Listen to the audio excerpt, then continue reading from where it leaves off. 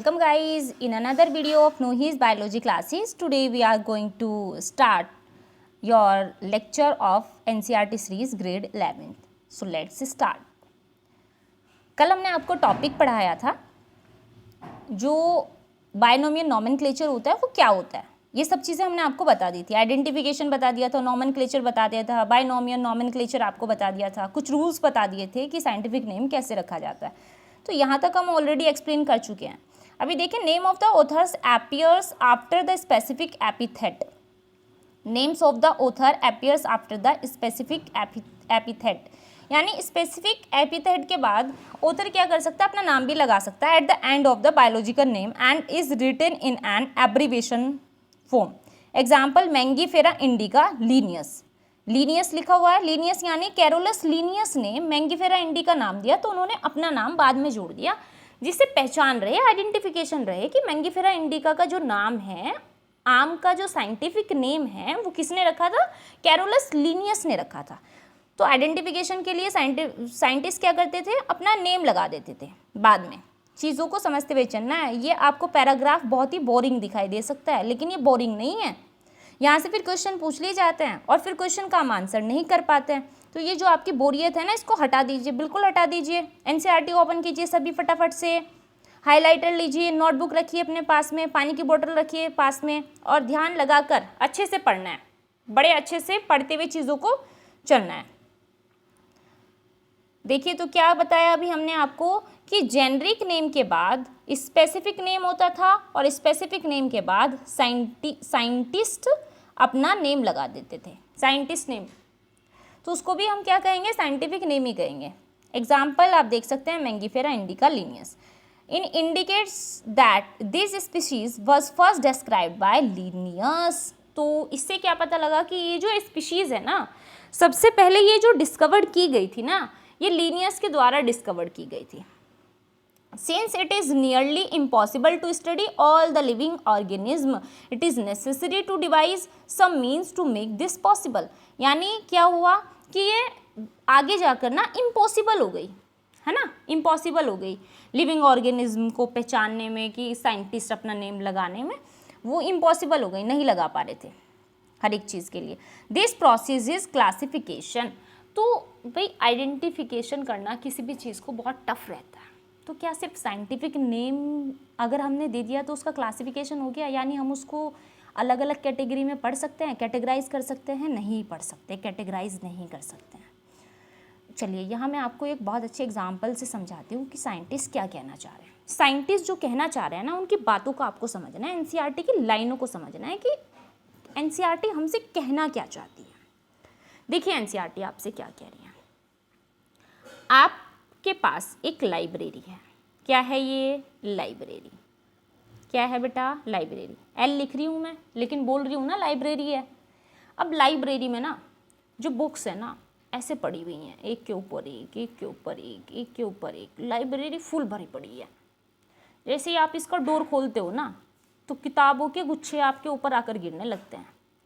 इतनी बुक्स है इसके अंदर, इतनी बुक्स हैं कि आप पहचान नहीं पाओगे। और इतने सब्जेक्ट्स हैं, अनगिनत सब्जेक्ट्स हैं, ऐसे पड़ी हुई हैं, ऐसे। अब मैं आपसे कह रही हूँ कि बेटा जाओ जल्दी लाइब्रेरी में जाओ, चीकू जाओ लाइब्रेरी में जाओ। चीकू मेरा एक स्टूडेंट है।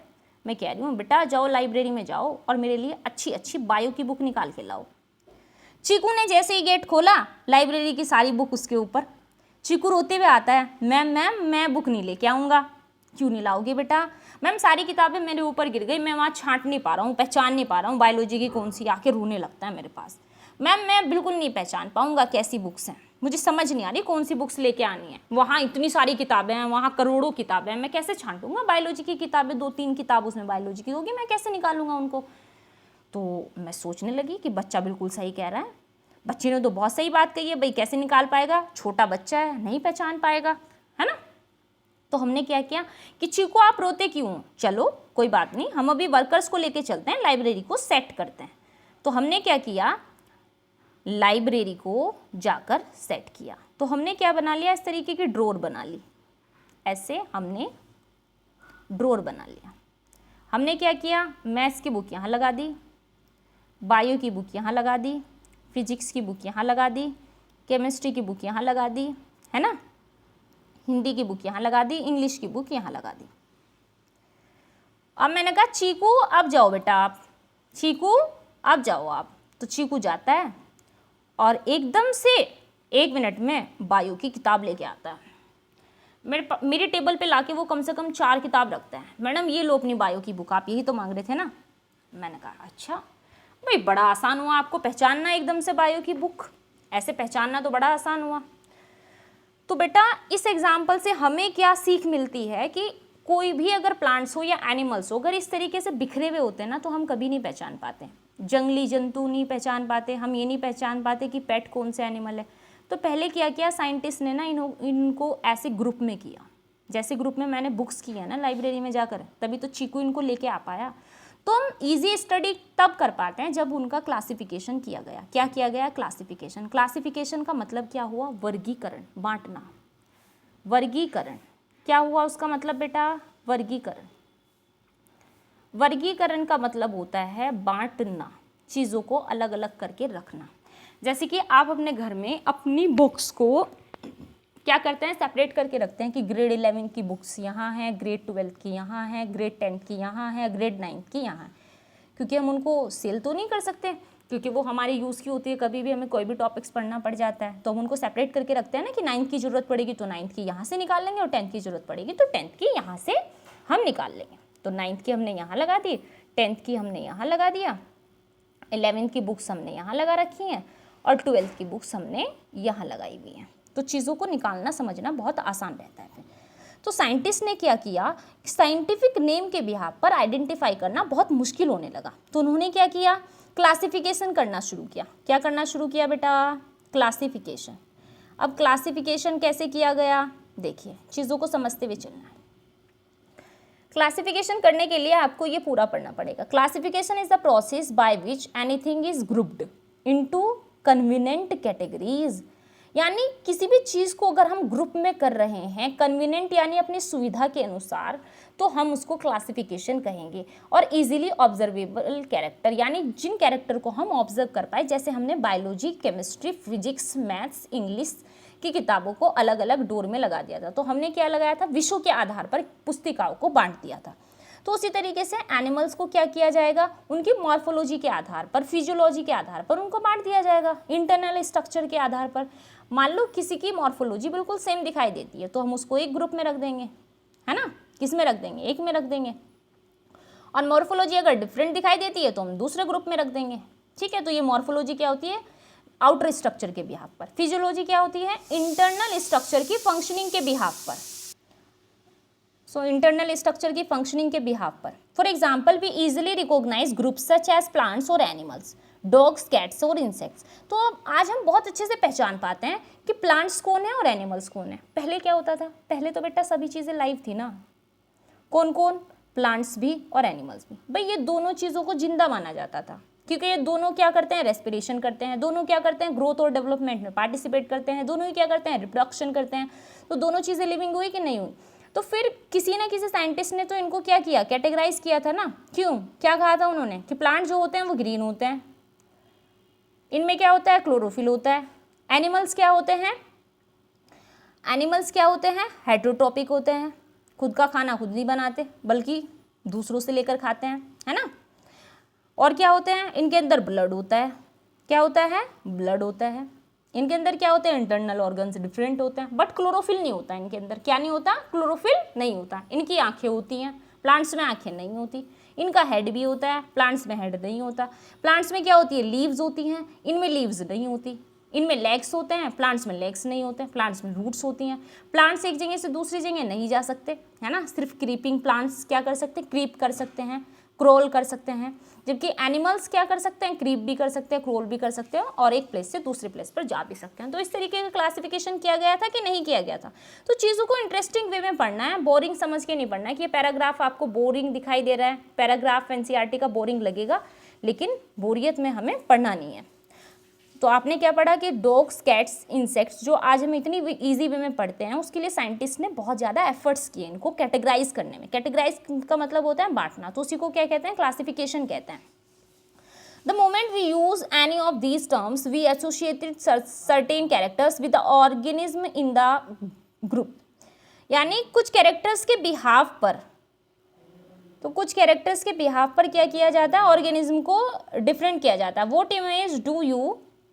image do you talking about? Similarly, suppose we were to say mammals. यानी अगर हम मैमल्स को देखते हैं, अभी मैमल्स क्या होती हैं बेटा, जिनकी बॉडी पर स्मॉल और लार्ज हेयर होते हैं, है ना, जिनके अंदर मैमरी ग्लैंड्स प्रेजेंट होती है, उसको मैमल्स कहते हैं. क्या कहते हैं? मैमल्स कहते हैं. तो जो कैट हो गई, काओ हो गई, गोट हो गई, कैमल हो गए, हॉर्स हो गई, ये सब मैमल्स के अंदर आते हैं. You would of course think of animals with external ears and body hair, जिनमें क्या होते हैं? External ear. जैसे हमारे कान होते हैं कि नहीं होते हैं, इस तरीके के कान, ये हमारे कान होते हैं, जो इस तरीके के ये तो होते हैं कान, जिसमें ईयर रिंग्स भी पहनते हैं, ठीक है, राइट. इनको एक्सटर्नल ईयर बोलते हैं. और बॉडी पे हेयर होते हैं, तो उनको क्या कहते हैं? मैमल्स कहते हैं. Likewise in plants if we try to talk of wheat, यानी अगर आप कोशिश करेंगे व्हीट से बात करने की, भाई गेहूं का पौधा आपके घर में खड़ा है या आपके खेत में खड़ा है, तो आप उससे बात करने के लिए गए, तो इंसान आपको पागल कहेंगे कि नहीं कहेंगे कि बताओ भाई प्लांट से बात कर रहे हैं, प्लांट तो बात ही नहीं करते हैं. जबकि अगर आप एनिमल से बात करने जाओगे, फॉर एग्जांपल आपका डॉगी है, डॉगी से आप कुछ बात करोगे तो वो इशारों से आपकी बातों का आंसर करेगा, है ना, इशारों से चीज़ों को समझेगा और आपको अपनी बात समझाने की कोशिश करेगा. लेकिन प्लांट्स ऐसा नहीं करते हैं. The picture in each of our minds will be wheat plants, not of rice और एनी अदर प्लांट. यानी राइस जो होते हैं, व्हीट जो होते हैं, वो बात नहीं करते हैं और कोई भी प्लांट बात नहीं करता है. Hence all these dogs, cats, mammals, wheat, rice, plants, animals etc are convenient categorise we use to study organism. यानी क्या किया गया, इनको कैटेगराइज किया गया पढ़ने के लिए. कैसे किया गया कैटेगराइज? देखिए, जो व्हीट है, व्हीट, गेहूं को कहते हैं बेटा व्हीट. जो राइस है, इनको क्या बोला गया? सीरियल्स. बेटा देखने वाले सीरियल्स की बात नहीं हो रही है. सीरियल्स मतलब अनाज, यानी इनको अनाज कैटेगरी में रखा गया. अब जो आपकी कैट है और जो डॉग है, इनको किस में रखा गया? पेट एनिमल्स में. किस में रखा गया? पेट एनिमल में, कि इनको हम घर में भी पाल सकते हैं, राइट. चीज़ें समझ आई. The scientific term of these categories is taxa. Scientific term को हम यूज़ करने के लिए इनको क्या कह सकते हैं? टैक्सा कह सकते हैं. कैटेगरीज को यूज़ करने के लिए क्या लगा सकते हैं? Taxa. Scientific term for these categories is taxa. Here you must recognise that taxa can indicate categories at very different levels.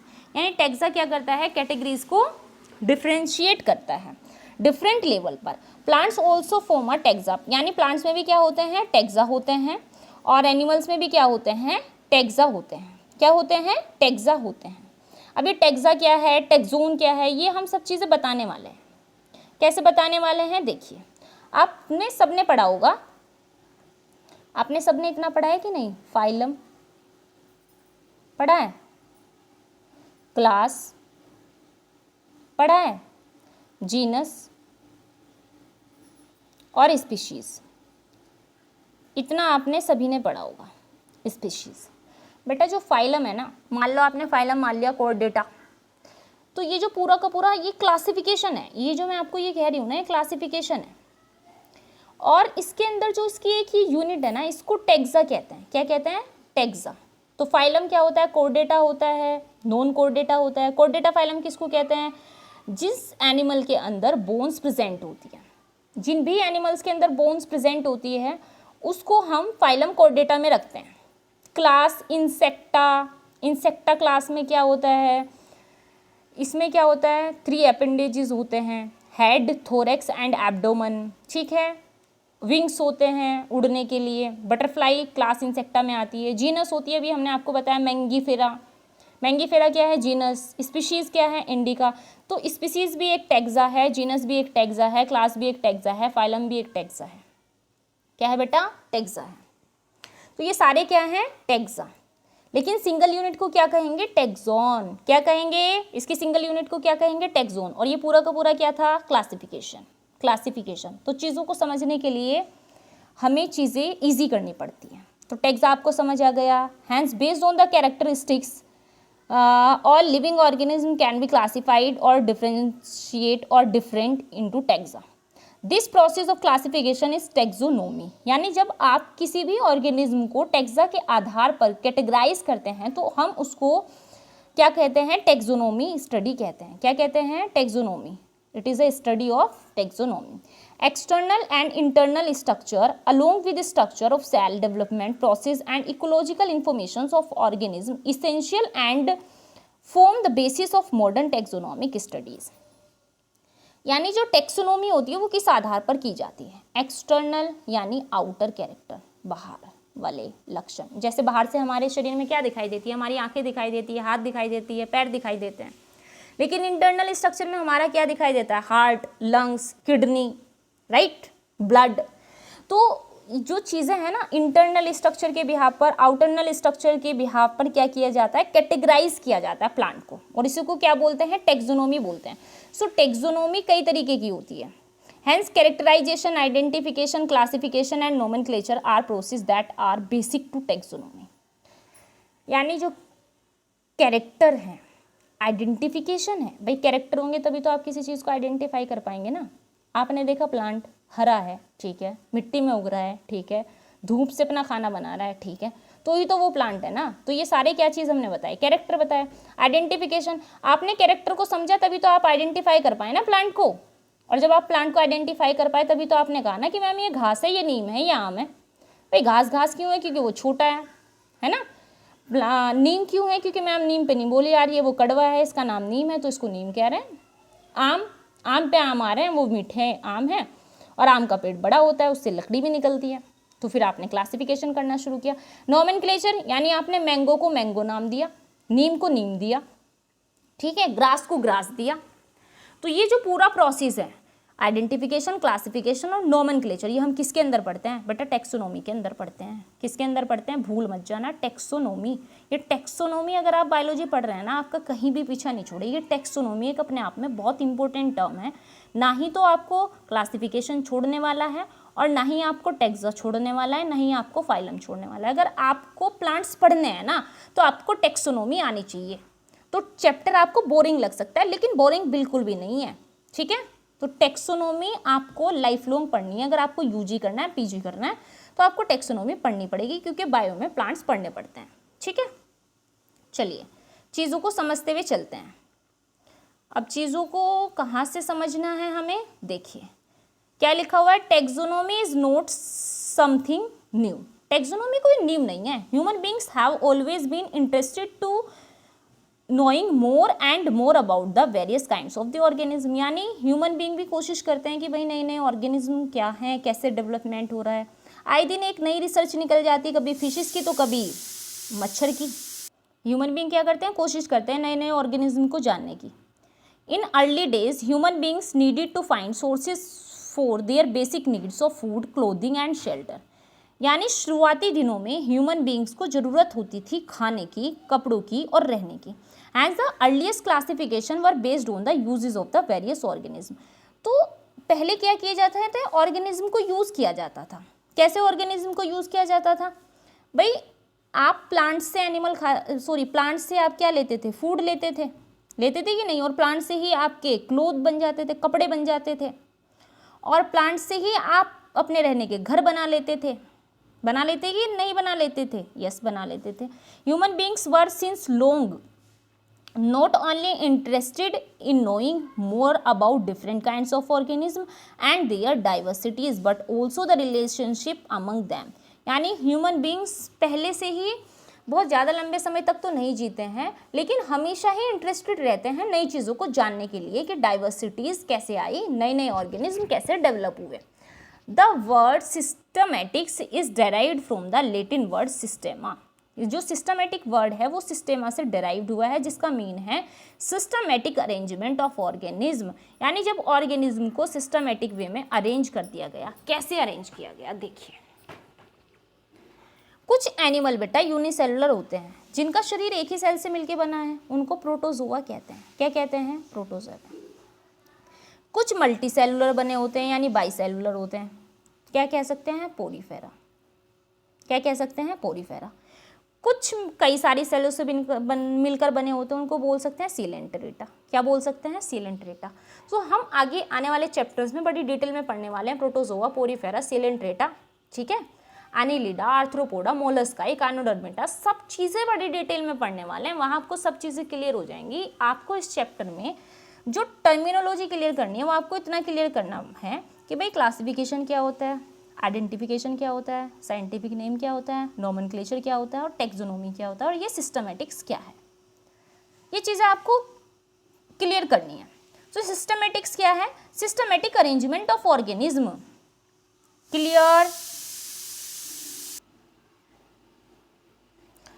Linnaeus use Systema Naturae as the title of his publication.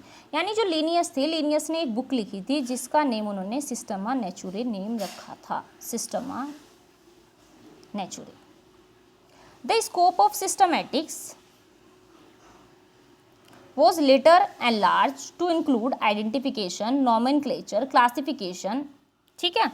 तो जो scope थे ना systematics के, वो identification था, nomenclature था और classification था। Systematic takes into account evolutionary relationship between organism.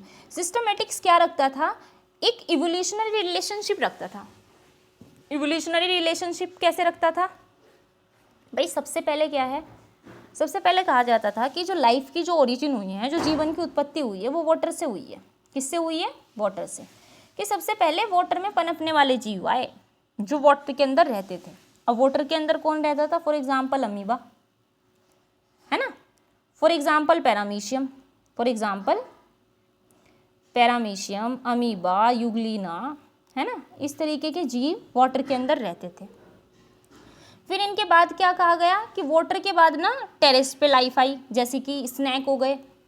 भाई टेरेस्ट्रियल हो गई ना लाइफ, जीवन क्या हो गया, मिट्टी पे आने लगा। सबसे पहले पानी से शुरुआत हुई और उसके बाद मिट्टी पे जीवन जीना शुरू हो गया, जैसे स्नैक्स हो गए, लिजार्ड्स हो गई, फिर बड़ी बड़ी मैमल्स बन गई। तो इसको इवोल्यूशनरी रिलेशनशिप बोलते हैं, यानी जीवन की उत्पत्ति के जो संबंध होते हैं कि एक जीवन की उत्पत्ति दूसरे से ही हुई है, ऐसे माना जाता है। ऐसे आपने पढ़ा भी है। अभी आप देख लीजिए टेक्सोनोमिक कैटेगरीज। ये टेक्सोनोमिक कैटेगरीज क्या है, कैटेगरीज का मतलब आप समझ ही गए हैं, छोटे छोटे जो ग्रुप्स होते हैं। टेक्सोनोमिक कैटेगरीज किसको कहते हैं, छोटे छोटे ग्रुप को कहते हैं, ठीक है। चलिए देखिए, चीज़ों को समझते हुए चलना है। तो सबसे पहले आपको क्या देखना है यहाँ पर, classification is not a single step, यानी क्लासिफिकेशन कोई सिंगल स्टेप नहीं है प्लांट्स का या एनिमल्स का आइडेंटिफिकेशन करने के लिए। इन्वॉल्व्स हायरार्की ऑफ स्टेप्स, यानी इसमें स्टेप्स होते हैं जिसको हम हायरार्की कहते हैं। हायरार्की टर्मिनोलॉजी ये आपको याद रखनी है। इन विच स्टेप्स रिप्रेजेंट्स अ रैंक और कैटेगरी, यानी वन स्टेप दूसरे के बाद आएगा और आपको पता होना चाहिए कि पहला स्टेप ये है, दूसरा स्टेप ये है।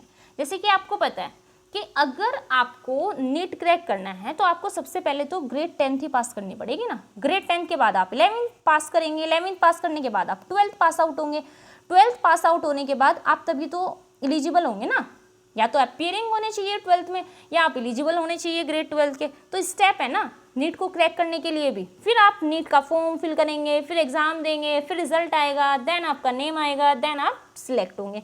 तो स्टेप है, तो इसको क्या बोला गया, इसी को हायरार्की स्टेप कहते हैं कि हम किसी भी चीज़ का अगर क्लासिफिकेशन कर रहे हैं या हम उसका नॉमेनक्लेचर कर रहे हैं तो हम स्टेप वाइज चलेंगे, उसी को हायरार्की कहते हैं बेटा, ठीक है। अभी आप लोग को क्या देखना है, since the category is a part of the overall taxonomic arrangement it is called taxonomic category and all categories together constituted the taxonomic hierarchy. और ये क्या होती है, टेक्सोनोमिक हायरार्की के अंदर कॉन्स्टिट्यूट होती है। Each category refer to as a unit of classification, यानी हर हायरार्की में क्या होती है, यूनिट होती है क्लासिफिकेशन की। इनफैक्ट रिप्रेजेंट्स अ रैंक, और ये रैंक के अकॉर्डिंग होती है, यानी पहले नंबर पर ये चीज़ आएगी तो यही आएगी, हम दूसरी चीज़ को नहीं ले सकते। देखिए बताएंगे वो कैसे कर सकते हैं। And is commonly termed as taxon, यानी कॉमनली क्या कहते हैं उसको, टेक्सोन कहते हैं। अब आप ये पूरा पैराग्राफ छोड़ने के बाद आप जरा नीचे को आइए। मैं ये नहीं कह रही हूँ नहीं पढ़ाएंगे, पढ़ाएंगे हम इसको भी डेफिनेटली। उससे पहले आपको एक टेबल देखनी है, आपको एक मैं सिस्टम दिखाना चाहती हूँ। हाँ ये वाला, ये मैं आपको दिखाना चाह रही हूँ। देखिए आप यहाँ से ये चीज़ देख लीजिए बेटा, किसी भी आप छोटे ऑर्गेनिज्म का क्लासिफिकेशन करें या बड़े ऑर्गेनिज्म का क्लासिफिकेशन करें, आपको हमेशा स्पीशीज से शुरू करना होगा। सबसे पहले आपको उसकी स्पीशीज पता होनी चाहिए, फिर आपको उसकी जीनस का नाम लिखना है, फिर आपको उसकी फैमिली पहचाननी है, फिर आपको उसका ऑर्डर पहचानना है, फिर आपको उसकी क्लास पहचाननी है, फिर आपको उसका फाइलम पहचानना है, फिर आपको उसका किंगडम पहचानना है कि वो एनिमेलिया है या प्लांटे है। तो आपको शुरुआत यहाँ से करनी होगी स्पीशीज से। पहले नंबर जो आएगा ना वो स्पीशीज का आएगा, यानी रैंक 1 ये है, rank 2, rank 3, rank 4, rank 5, rank 6, rank 7। तो ये हायरार्की है। क्या है? टेक्सोनोमिक कैटेगरीज की हायरार्की जो है ना वो नीचे से ऊपर की ओर शुरू हो रही है। ये चीज़ मैं आपको बताना चाह रही थी। तो ये चीज़ बताने के लिए ना बच्चों के दिमाग में आना तो चाहिए ना, स्पीशीज़ क्या है, जीनस क्या है, फैमिली क्या है, ऑर्डर क्या है, क्लास क्या है, फाइलम क्या है, किंगडम क्या है। तो उसी के लिए हम पढ़ रहे हैं भाई, चैप्टर भी तो उसी के लिए पढ़ रहे हैं। तो तभी तो हम टेक्सोनोमिक कैटेगरीज पढ़ रहे हैं। वो पैराग्राफ पढ़ने के बाद हम क्या पढ़ेंगे? क्लासिफिकेशन ही पढ़ेंगे, स्पीशीज़ क्या होती है। ठीक है, तो देखिए क्या है, taxonomical studies of all known organisms have led to the development of common categorise such as kingdom. यानी टेक्सोनॉमिक अगर आपको स्टडीज करनी है तो सबसे पहले आपको क्या करना होगा? किंगडम, फिर क्या करना होगा? फाइलम, फिर क्या करना होगा? क्लास, फिर क्या करनी होगी? ऑर्डर, फिर क्या करना होगा? फैमिली, फिर क्या करना होगा? जीनस, फिर क्या होगा उसका? स्पीशीज। अगर आपने किसी ऑर्गेनिज्म की ये सारी चीज़ें निकाल दी ना तो यानी आपने उसका क्लासिफिकेशन कर दिया, आपने उसकी टेक्सोनॉमी कर दी। All organism including those in the plant and animal kingdoms have species as the lowest category। all organism क्या होते हैं? प्लांट या एनिमल होते हैं, और उनके क्या होता है? किंगडम भी होता है और स्पीशीज भी होती है, और स्पीशीज उनकी लोवेस्ट कैटेगरी होती है और किंगडम उनकी हाईएस्ट कैटेगरी होती है। Now the question you may ask is how to place an organism in various categories. यानी हम कैसे कैटेगरी को डिफरेंट कर सकते हैं वे स्पीशीज़ के बिहाफ पर या फाइलम, ऑर्डर, क्लास के आधार पर, टेक्सोन के आधार पर कर सकते हैं। ठीक है, the basic requirement is the knowledge of characters of individuals और अ ग्रुप ऑफ ऑर्गेनिज्म। यानी अगर आपको ये सब करना है ना तो आपके पास कैरेक्टर्स की क्या होनी चाहिए? आइडेंटिफिकेशन होनी चाहिए। ऑर्गेनिज्म के आपके पास क्या होने चाहिए? कैरेक्टर्स होने चाहिए। This helps in identification similarities and dissimilarities among the individuals of the same kinds of the organism as well as of the kinds of organism. चलिए, ये बातें तो सारी एनसीईआरटी की है। एनसीईआरटी आपसे ये कह रही है कि अगर आपको किसी की टेक्सोनोमी करनी है, टेक्सोनोमी कैसे? देखिए, टेक्सोनोमी आपको ऐसे करनी है। आप क्या कीजिए,